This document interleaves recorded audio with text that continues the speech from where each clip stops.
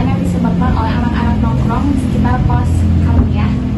Yang pertama, siapa aja menurut kamu individu atau kelompok yang paling sering membuat tidak nyaman di sekitar lingkungan tempat kamu tinggal sekarang?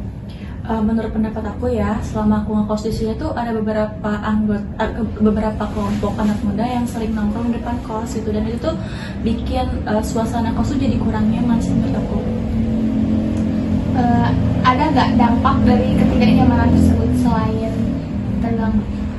Pasti ada ya. Dengan aku tuh sering ngerasa kayak kalau mau keluar tuh aku jadi lebih was-was, terus kayak ngerasa takut juga. Takutnya tuh karena kayak mereka kan kebanyakan cowok-cowok ya, sedangkan aku tuh cewek gitu. Selanjutnya, apa pengalaman paling mengganggu akibat dari adanya individu atau kelompok yang sering nongkrong di sekitar kos ini? Waktu itu aku pernah mau buang sampah kan malam-malam sekitar jam 8 gitu. Situ posisinya udah pada sepi juga. Terus di depan kos itu kan ada warkop ya. Di situ tuh banyak banget cowok-cowok yang lagi ngumpul. Nah waktu aku ke bawah itu kayak mereka tuh ngeliatin gitu, soalnya itu jadi highlight gitu loh. Yeah. Dan terlebih kan kosan kita tuh nggak pakai penutup gitu gerbangnya, jadi kelihatan jelas gitu. Kapan biasanya kamu merasakan situasi tidak nyaman itu? Terus ada gak pola waktunya, misal kayak pagi, siang, atau sore? Kalau itu pasti setiap malam sih, karena kan warkop itu tuh bukanya malam dan kebanyakan orang-orang tuh ngumpulnya tuh malam.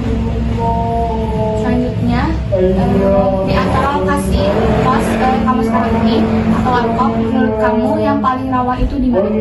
Menurut aku sih kalau di sini so far aku merasa aman-aman aja. Cuma waktu itu aku pernah juga ke kosan teman aku malam-malam. Di situ lebih banyak sih anak-anak muda yang ngumpul malam-malam dan juga kayak gitu. Menurut kamu mengapa beberapa remaja tetap memilih nongkrong sampai larut malam? Karena mungkin ya mungkin beberapa remaja merasakan hal-hal yang tidak seperti kita kan kadang sibuk ya untuk ngerjain tugas kuliah atau luar dari itu. Mungkin mereka tuh beranggapan kalau mereka tuh nggak punya kerjaan, maka dari itu karena mereka nggak punya kerjaan, mereka bisa melakukan hal apa aja yang mereka mau gitu, termasuk tadi nongkrong sampai bisa mungkin larut pagi ya. Gitu. Terakhir, bagaimana biasanya cara kamu untuk merespon gangguan dari mereka? Ada nggak batasan yang kamu pakai untuk menjaga keselamatan diri kamu sendiri? Kalau tentang itu sih pasti ada ya. Yang pertama tuh yang aku pasti lakuin tuh ya aku cuekin aja, karena kan itu ada di luar kendali kita ya, kita nggak bisa kendaliin orang-orang gitu. Nah kalau untuk batasannya, kalau misal mereka tuh udah berani bersuara atau mungkin mereka udah berani nyamperin kayak gitu-gitu, ya aku bakalan ngambil tindak lanjut sih. Oke, kasih. Baik Teh, sebelumnya Teteh atas nama siapa sama umur berapa? Atas nama Salsa, umur 18. Teteh, sebelumnya aku di sini mau nanya tentang penjualan Teteh aja ya di sini. Untuk pertanyaan yang pertama, siapa yang paling sering datang di waktu malam hari? Adakah dampak besar bagi penjualan Teteh? Yang sering datang saat malam hari kayak anak kuliah, anak-anak muda gitu. Dan dampak negatif atau positif?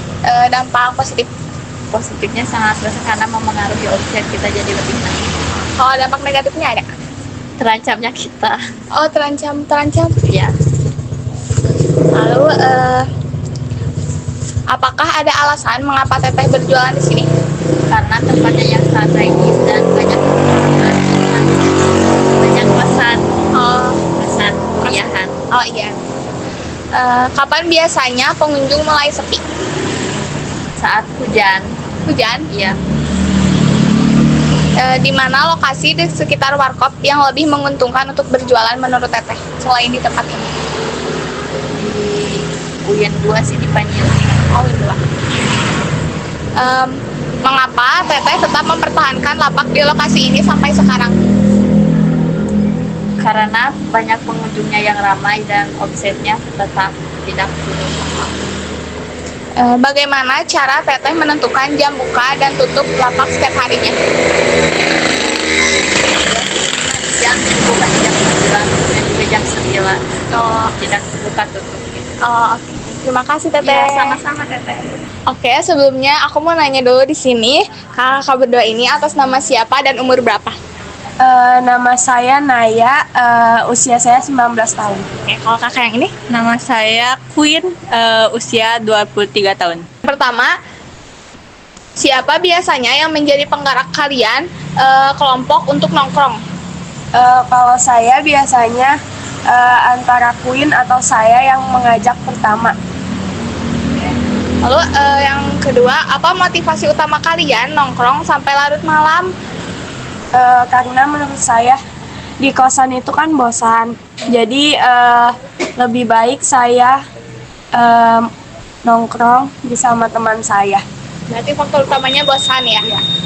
Lalu kapan kalian biasanya memilih jam untuk nongkrong? Biasanya kami memilih jam itu sekitar jam 9 malam atau jam 10 malam. Di mana biasanya kalian nongkrong jika nggak di warkop ini?